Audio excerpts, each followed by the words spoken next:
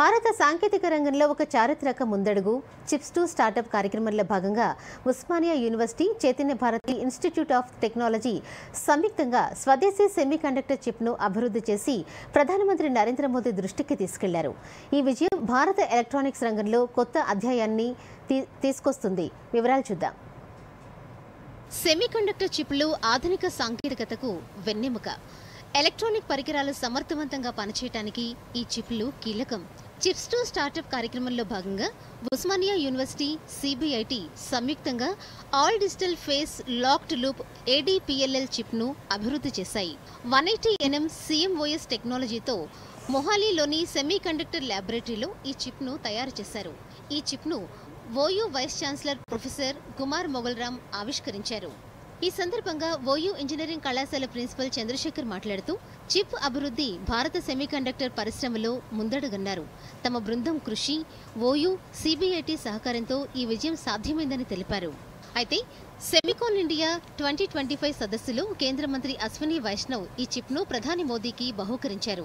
ఈ సదస్సులో ఇస్రో అభివృద్ధి చేసిన విక్రమ్ 32 బిట్ ప్రాసెసర్ను కూడా ప్రదర్శించారు. ఈ ప్రాసెసర్ ప్రయోగ వాహనాల కఠిన పరిస్థితుల్లో విశ్వసనీయంగా పనిచేసేలా రూపొందించింది. ఓయూ ఇంజనీరింగ్ కళాశాల హెడ్ నవీన్ కుమార్ మాట్లాడుతూ తమ బృందం అత్యాధునిక టెక్నాలజీతో ఈ చిప్ను రూపొందించిందన్నారు.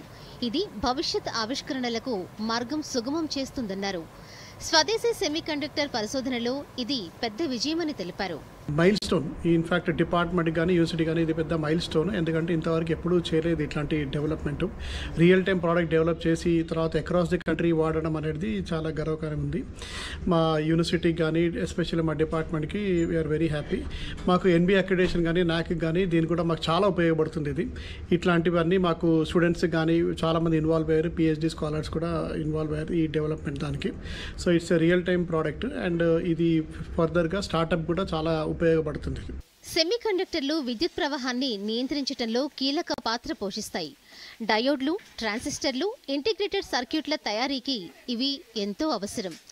ఈ చిప్లు కంప్యూటర్లు, స్మార్ట్ ఫోన్ల వంటి ఆధునిక పరికరాలకు శక్తినిస్తాయి. కాగా ఈ చిప్ అభివృద్ధి భారత్లో సెమీకండక్టర్ పరిశోధనకు బలమైన పునాది వేస్తోంది. కేంద్ర మంత్రి కిషన్ రెడ్డి ఈ విజయాన్ని ఎక్స్ వేదికగా ప్రశంసిస్తూ ట్వీట్ చేశారు. ఇంజనీరింగ్ కళాశాల విద్యార్థి సుశీల్ మాట్లాడుతూ ఈ ప్రాజెక్టులో పాల్గొనడం గర్వంగా ఉందన్నారు. మేడ్ ఇన్ ఇండియా చిప్ను చూస్తుంటే సాంకేతిక రంగంలో భారత్ సామర్థ్యం ప్రపంచానికి తెలుస్తోందన్నారు. ఈ ప్రోగ్రాం వల్ల మాకు జరిగిన బెనిఫిట్ ఏంటంటే మాకు ఇక్కడ అవే టూల్స్ ఫ్రీగా ప్రొవైడ్ చేస్తున్నారు మా స్టూడెంట్స్కి, ఇక్కడ ఉన్న స్టూడెంట్స్కి.